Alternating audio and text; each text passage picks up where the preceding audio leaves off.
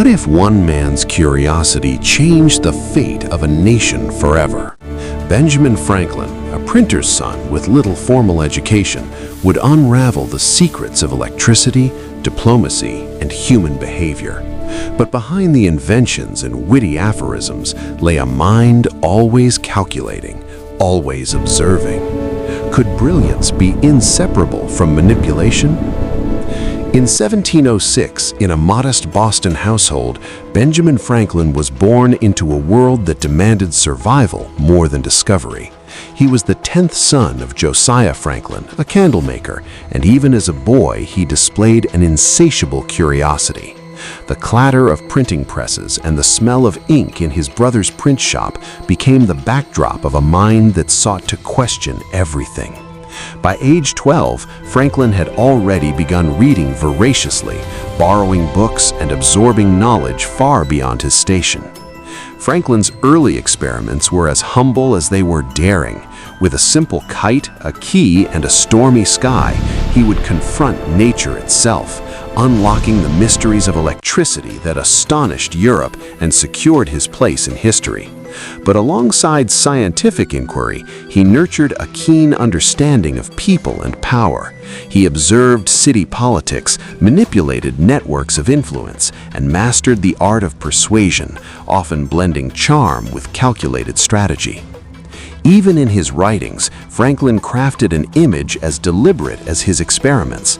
His Poor Richard's Almanac, full of witty aphorisms and practical advice, masked a careful social engineering, teaching moral lessons while subtly shaping public opinion. Through these pages, he guided readers to value frugality, self-improvement, and civic responsibility, but always through the lens of his own vision. By the time Franklin crossed the Atlantic to London in 1724, he was not just a young inventor or printer, he was a strategist, learning to navigate the complexities of class, influence, and opportunity. Each encounter, each observation, honed the mind that would one day negotiate with kings, steer revolutions, and wield intellect as deftly as any weapon. But curiosity alone could not prepare him for the political storms ahead, the alliances, betrayals, and moral dilemmas that would test whether Franklin's genius was purely virtuous or something far more cunning. How does a printer's apprentice become the voice of a continent? Franklin's pen, his wit, and his relentless observation transformed him from a humble tradesman into a figure who could sway crowds, courts, and kings. But was his influence earned through wisdom or carefully orchestrated manipulation that few could see coming? By the 1730s, Franklin had returned to Philadelphia, carrying with him the knowledge, connections, and confidence gained across the Atlantic.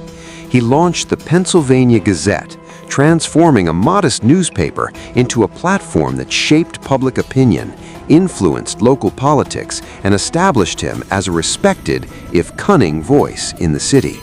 Franklin's editorials were sharp, witty, and accessible, weaving satire with insight, often revealing societal hypocrisies while subtly nudging the public toward his vision of civic virtue.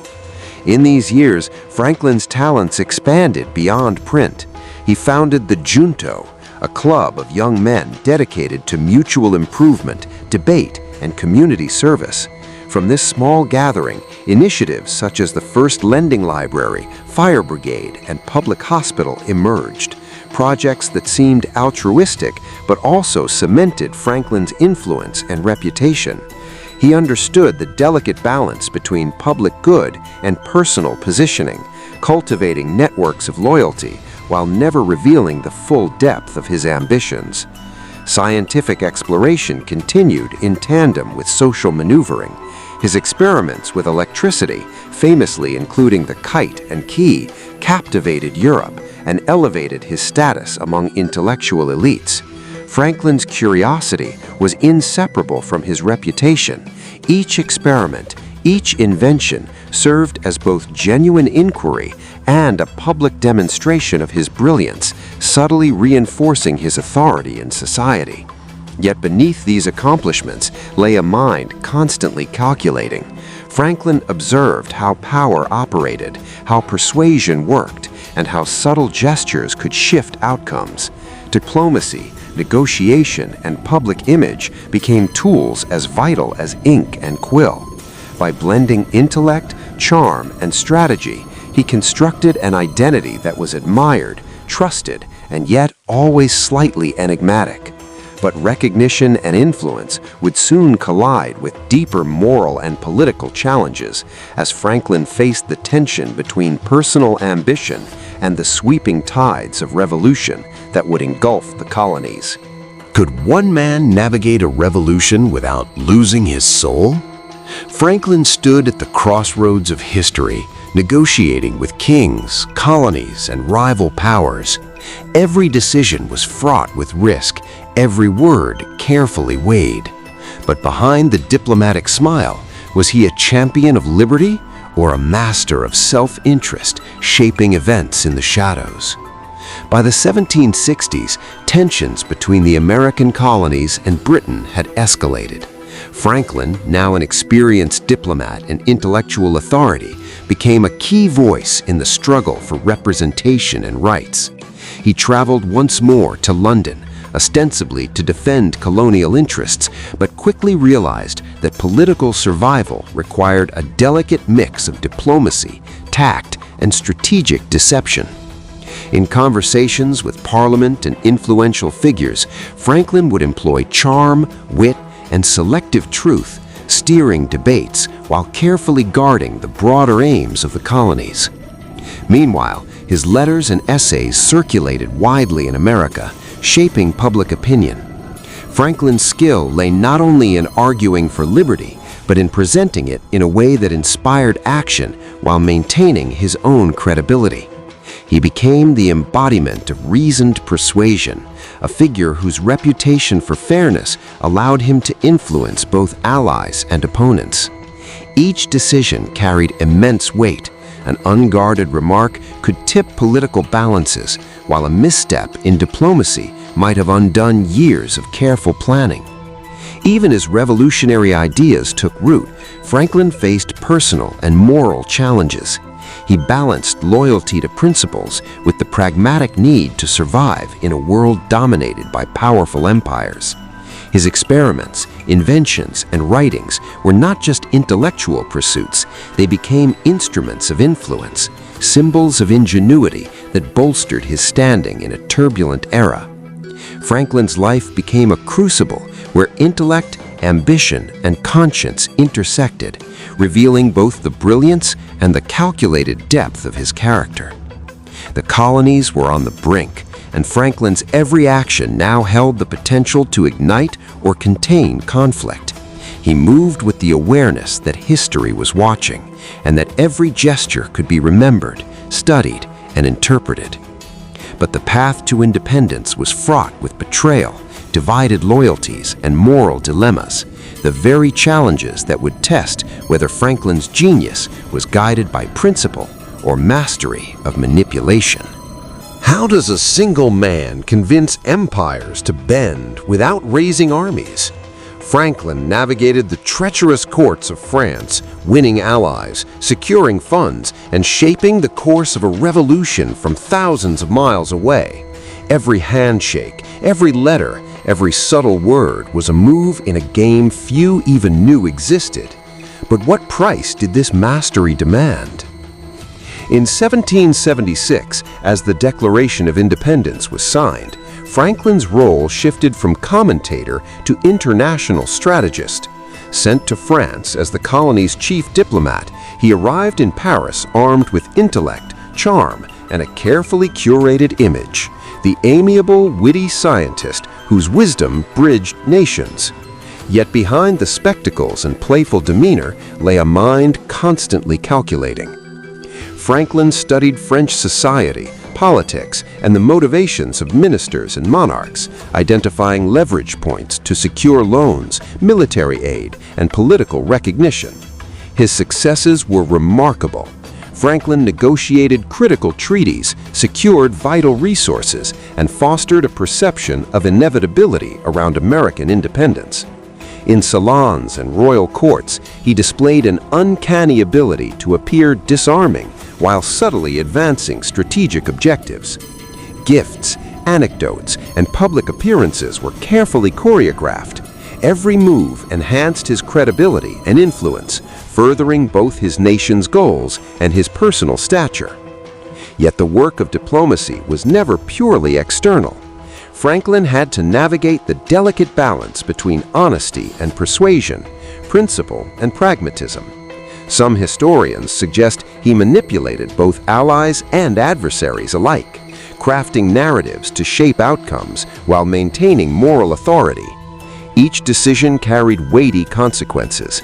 A misjudged statement could jeopardize entire alliances, while a misstep in etiquette might erode fragile trust. Amid these high-stakes negotiations, Franklin's personal character was tested. He demonstrated patience, resilience, and ingenuity, but always with an eye on results. His genius lay not just in invention or intellect, but in understanding human nature, how to inspire, influence, and negotiate on a scale few could even imagine. But the triumphs abroad could not shield Franklin from the scrutiny and challenges that awaited him at home, where the consequences of revolution would confront him with questions of loyalty, legacy, and the true cost of genius. When the smoke of revolution cleared, Benjamin Franklin stood at history's crossroads. Was he the benevolent father of a nation, a cunning manipulator, or both? The truth lies not in his inventions or treaties, but in the subtle orchestration of influence, ambition, and intellect that shaped a fledgling country and continues to fascinate the world today. Returning to America in 1785, Franklin was a man transformed by experience. His reputation as a statesman, scientist, and philosopher preceded him, yet he carried the weight of decades spent negotiating, observing, and influencing events across continents. He had played the roles of inventor, diplomat, and moral guide, often simultaneously. Each achievement, whether the lightning rod, the bifocal, or the treaty with France, was both a testament to curiosity and a demonstration of calculated influence. Franklin's later years were marked by reflection and continued public service. He helped draft the United States Constitution, advocating compromise and reason, aware that the future of the nation depended on carefully balanced principles. Even in retirement, he continued to write, advise, and influence, blending wisdom with pragmatism. His public persona, affable, witty, and approachable, was inseparable from the strategic mind that had navigated complex alliances and power structures for decades. Yet beneath the genial exterior lay a persistent duality: the visionary who pursued human progress and the strategist who understood the mechanics of persuasion and control. Franklin's genius was inseparable from his understanding of people, society, and circumstance. He knew when to yield, when to charm, and when to assert influence, shaping outcomes in ways invisible to the casual observer. His legacy is complex and enduring. Franklin's life challenges us to consider the interplay of intellect, morality, and ambition. He demonstrated that great achievement often requires not only brilliance, but also keen observation, adaptability, and an understanding of human nature. He built not just inventions or treaties, but systems of influence that outlasted his lifetime. Benjamin Franklin remains both a hero and an enigma, a man whose curiosity sparked revolutions, whose diplomacy secured a nation, and whose mind, ever calculating, reminds us that genius and manipulation can exist in the same breath. His story compels us to ask, when brilliance shapes the world, what is the price of mastery? What did you think of this video about American history? If you enjoyed it, we regularly upload many informative and knowledge-based videos on this channel, so please consider subscribing to stay connected with us. Thank you for watching the video until the end.